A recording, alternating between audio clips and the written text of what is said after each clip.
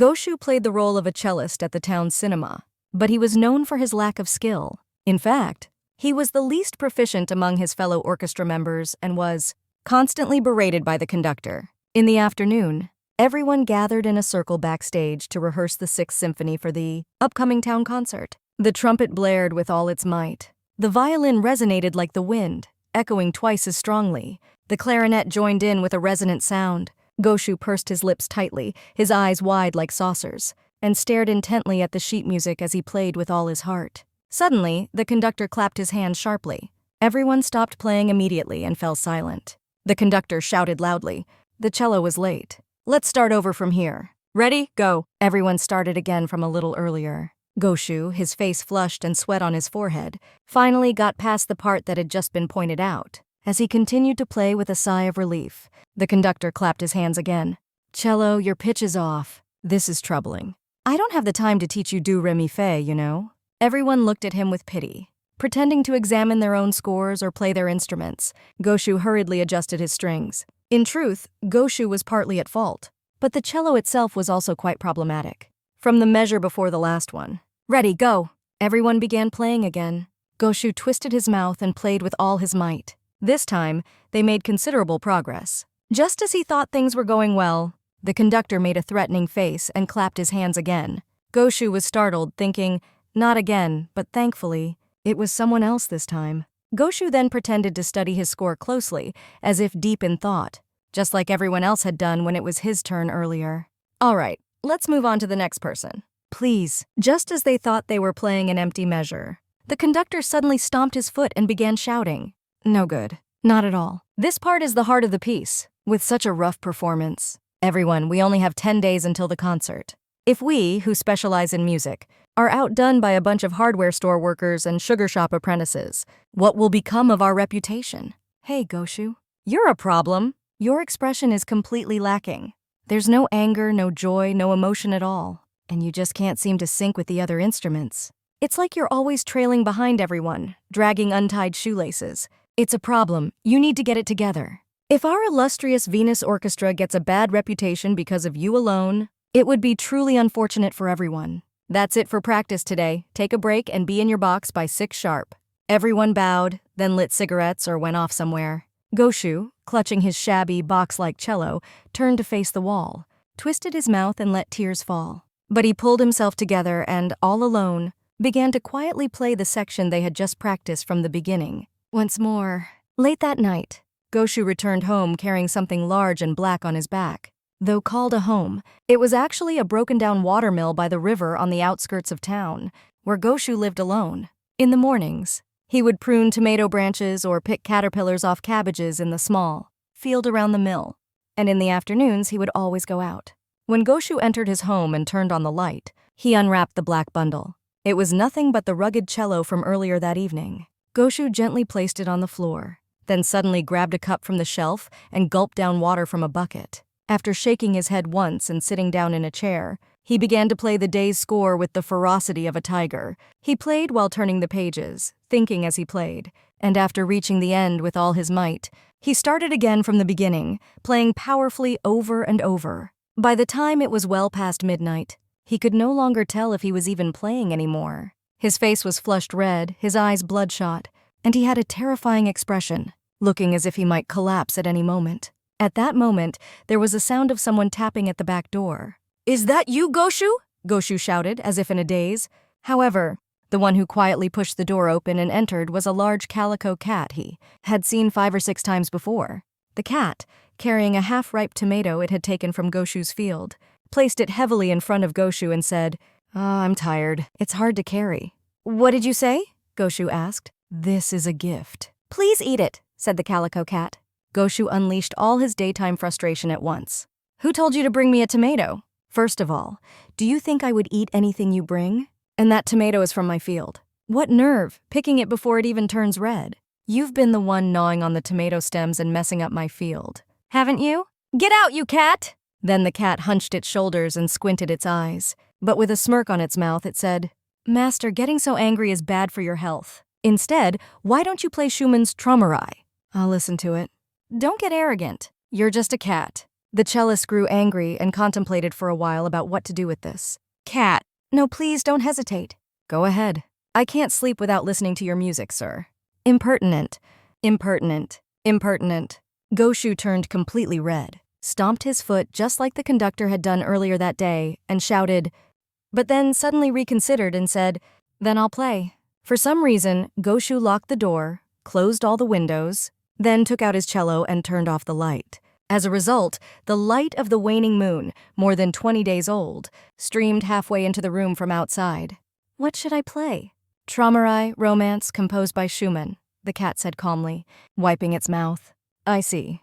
So this is what Traumerei is like. For reasons unknown, the cellist first tore a handkerchief and stuffed it tightly into his ears. Then, with the force of a storm, he began to play a piece called The Indian Tiger Hunt. The cat tilted its head and listened for a while. But suddenly its eyes blinked rapidly, and it leapt towards the door. It slammed its body against the door, but it didn't open. The cat began to panic, thinking, this is a terrible mistake, and sparks flew from its eyes and forehead. Then, sparks also flew from its whiskers and nose, causing the cat to feel ticklish and make a face as if sneezing. After that, as if thinking, I can't stay like this, it started pacing around restlessly. Gauche found it thoroughly amusing and continued to play with even more vigor. Master, that's enough. It's more than enough. Please, I beg you, stop. From now on, I won't follow your conducting anymore. Silence. I'm about to catch the tiger. The cat, in apparent distress, jumped and rubbed its body against the wall, leaving traces that glowed blue for a while. In the end, the cat spun around Gauche like a windmill. Gauche also started to feel a bit dizzy, so he finally stopped, saying, all right, I'll forgive you now. Then the cat, as if nothing had happened, calmly said, Master, tonight's performance is quite peculiar. The cellist felt a bit irritated again, but he took out a cigarette, put it in his mouth, and then took a match. How are you feeling? Not too bad, I hope. Stick out your tongue. The cat, as if mocking him, flicked out its long, pointed tongue. Ah, it's a bit rough, said the cellist, suddenly striking a match on the cat's tongue to light his cigarette. Startled, the cat spun its tongue like a pinwheel and dashed toward the door, bumping its head against it, then staggered back, only to bump again and stagger back, desperately seeking an escape. Gauche watched with amusement for a while. I'll let you out. Don't come back, you fool! The cellist opened the door, watched the cat dash away like the wind through the grass, and chuckled softly. Then, feeling relieved at last, he fell into a deep sleep. The next night, Gauche returned again with the black cello case on his back. After gulping down some water, he began playing the cello vigorously, just as he had the previous night. Midnight soon passed, then 1 o'clock, then 2, yet Gauche did not stop. As he continued playing, oblivious to the time or even if he was still playing, a tapping sound came from the attic. Cat, haven't you learned your lesson yet? When Gauche shouted, there was a sudden plonk from the hole in the ceiling, and a gray bird descended. When it landed on the floor, he saw it was a cuckoo. Even birds are coming now. What do you want? Gauche said. I would like you to teach me music. The cuckoo bird said calmly. Gauche laughed and replied, music, you say? Your song is just cuckoo cuckoo, isn't it? Then the cuckoo, with great seriousness, said, yes, that's it. But it's difficult, you know. Difficult? All you do is make a lot of noise. And there's nothing special about how you sing. But that's what's difficult. For instance, when you say cuckoo like this and cuckoo like that, it sounds quite different, doesn't it? No, it doesn't. Then you don't understand. Among our kind, if we say cuckoo 10,000 times, each one is different. How selfish. If you understand so well, there's no need to come all the way to me. However, I want to play the do re mi fa perfectly. Do re mi fa is irrelevant? Yes, I definitely want to visit once before going abroad. Abroad is irrelevant. Teacher, please teach me do re mi fa. I will sing along with it. You're annoying. Fine, I'll play it 3 times for you, but leave quickly once I'm done. Gauche picked up the cello, adjusted the strings with a resonant twang, and played do re mi fa sol la ti do. Then the cuckoo flapped its wings in a panic. No, that's not it. You're annoying. Then why don't you try it?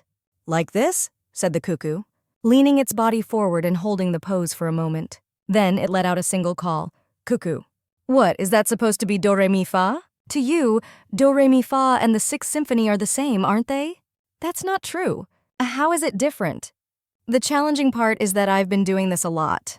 So that's what it is, said the cellist, picking up the cello again and playing cuckoo, cuckoo, cuckoo, cuckoo, cuckoo. Then the cuckoo was delighted and began to cry, "Cuckoo, cuckoo, cuckoo, cuckoo," joining in with all its might, bending its body and continuing to call out endlessly. Goshu's hands finally began to ache. "Hey, enough already," he said, stopping.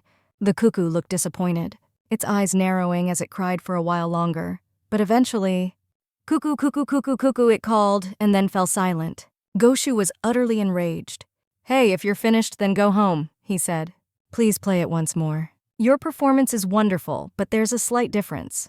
"What? I'm not taking lessons from you. Go home. Please, just one more time. Please," the cuckoo implored, bowing repeatedly.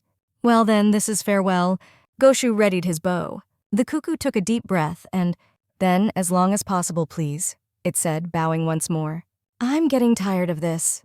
Goshu began to play with a wry smile. Then the cuckoo earnestly bent its body and cried out, "Cuckoo, cuckoo, cuckoo."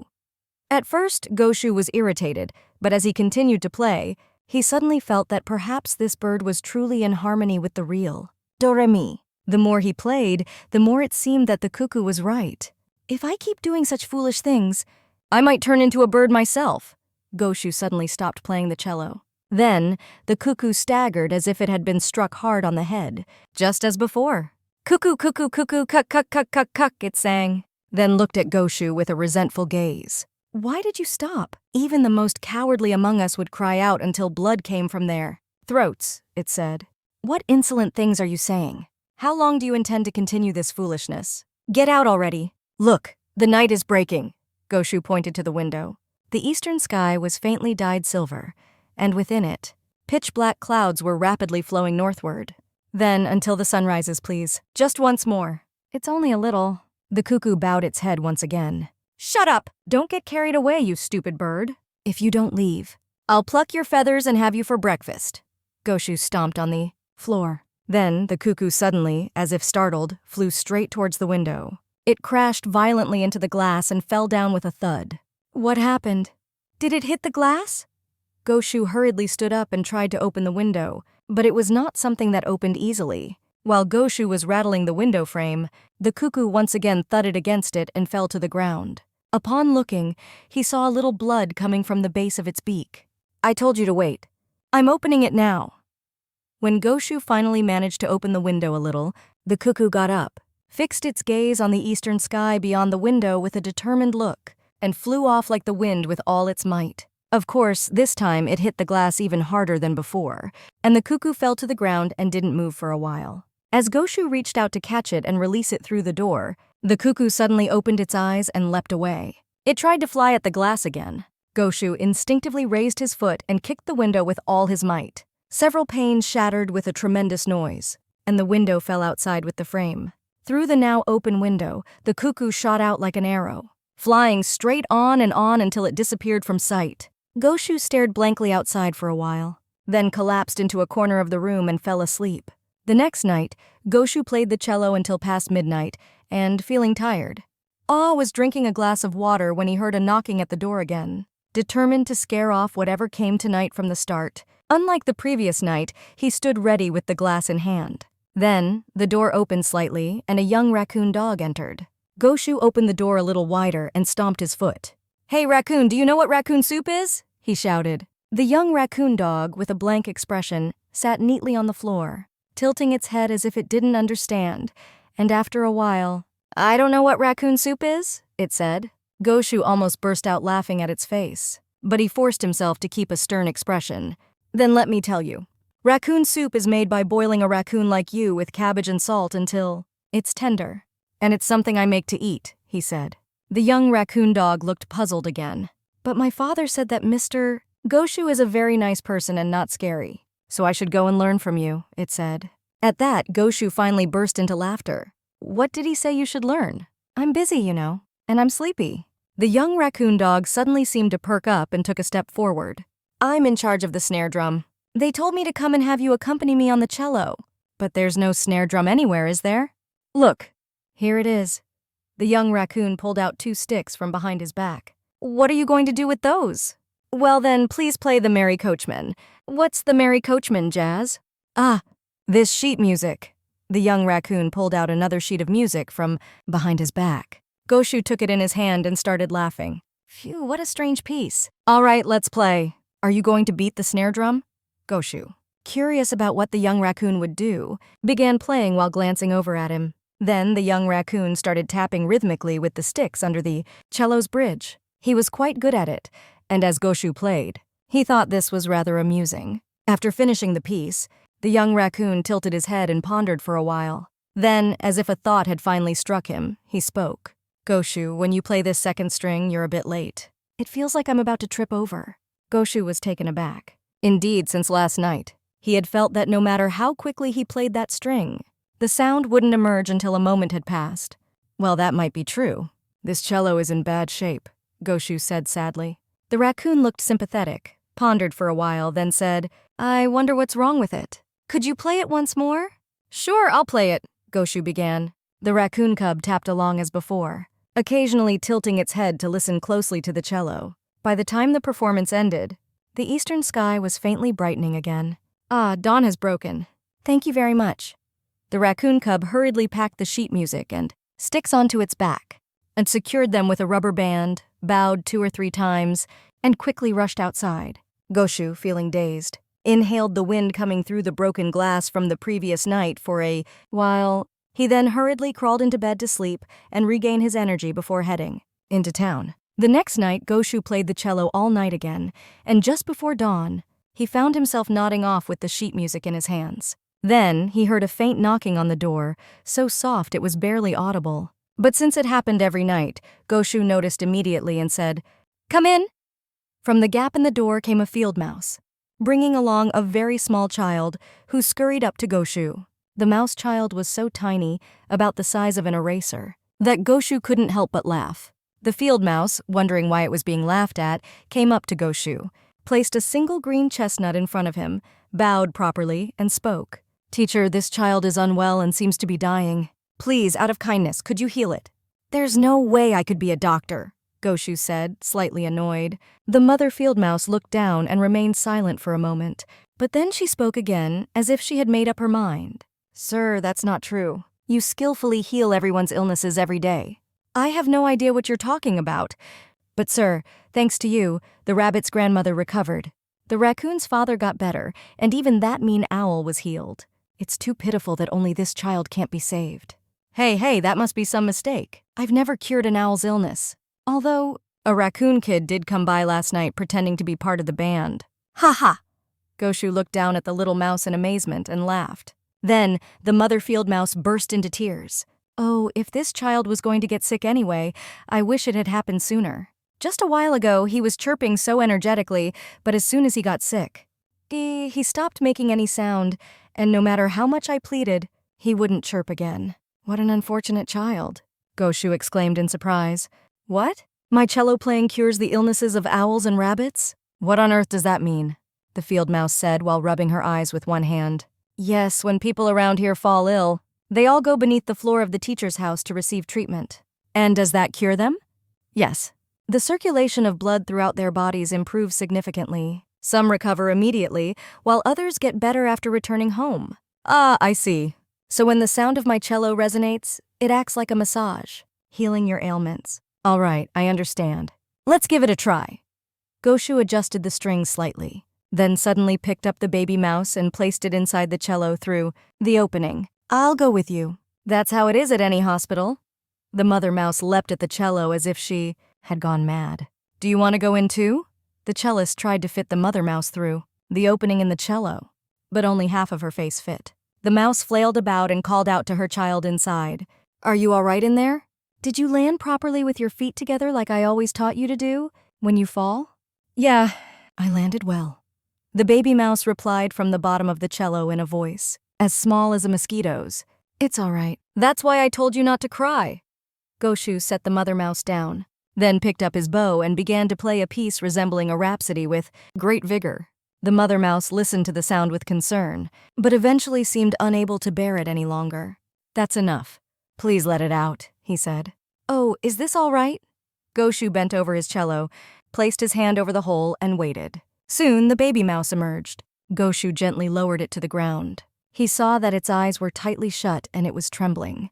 How was it? Are you okay? How do you feel? The baby mouse did not reply at all. It continued to tremble with its eyes closed for a while, then suddenly got up and started to run. It's better now. Thank you. Thank you. The mother mouse was also running alongside, but soon stopped in front of Gauche, bowing repeatedly. Thank you, she said about 10 times. Gauche found it somewhat amusing and asked, Hey, do you guys eat bread? The field mouse looked around in surprise, glancing about nervously. No, bread is something made by kneading and steaming flour, and it's said to be fluffy and delicious. But we've never been to a cupboard in a house, especially after all the help you've given us. How could we possibly go and take it? She said. No, that's not it. I just wanted to know if you were going to eat it. So you are going to eat it, right? Just wait a moment. I'll give it to the child with the upset stomach. Gauche placed his cello on the floor, tore off a piece of bread from the cupboard, and set it in front of the field mouse. The field mouse, acting as if it were foolish, cried, laughed, and bowed, then carefully took the bread in its mouth and led the child out. Talking to mice is quite tiring. Gauche collapsed onto his bed and immediately fell into a deep sleep. It was the night of the 6th day. The members of the Venus Orchestra returned one by one to the dressing room behind the town's public hall, their faces flushed, each carrying their instruments.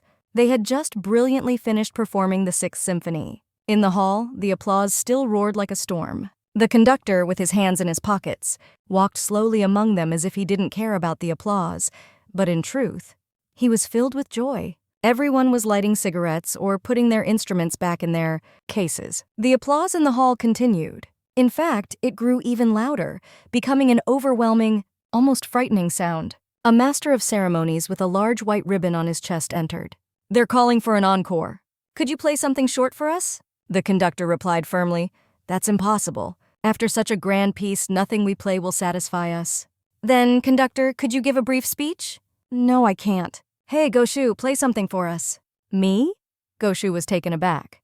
Yes, you, said the first violinist, suddenly looking up.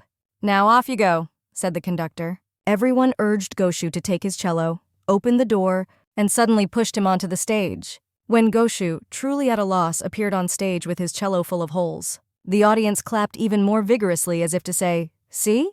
Look at that. It seemed someone even shouted, Wow! How far are you going to make a fool of me? Fine, just watch. I'll play the Indian tiger hunt for you. Gauche, completely composed, stepped to the center of the stage. Then, just like when the cat came, he played the tiger hunt with the force of an angry elephant. However, the audience grew quiet and listened intently. Gauche continued to play relentlessly. He passed the part where the cat, in distress, sparked with fire. He passed the part where he repeatedly bumped into the door. When the piece ended, Gauche, without even glancing at the others, swiftly took his cello and escaped into the dressing room, just like that cat. There, the conductor and his fellow musicians were sitting quietly, staring as if they had just experienced a fire. Thinking it was all hopeless, Gauche briskly walked through them, plopped himself down on a bench across the room, and sat with his legs crossed. Then everyone turned their faces towards Gauche, but they remained serious and didn't particularly seem to be laughing. Tonight is a strange night, Gauche thought.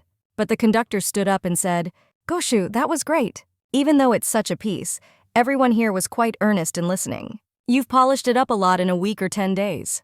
Compared to 10 days ago, it's like a baby and a soldier. If you wanted to, you could have done it any time, couldn't you? The companions all stood up and said to Gauche, That was splendid. No, it's because I'm strong that I can manage such feats. An ordinary person would perish, the conductor replied from the other side.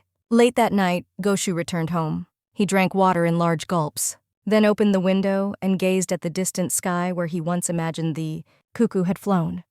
Cuckoo, I'm sorry about that time. I wasn't truly angry, he said.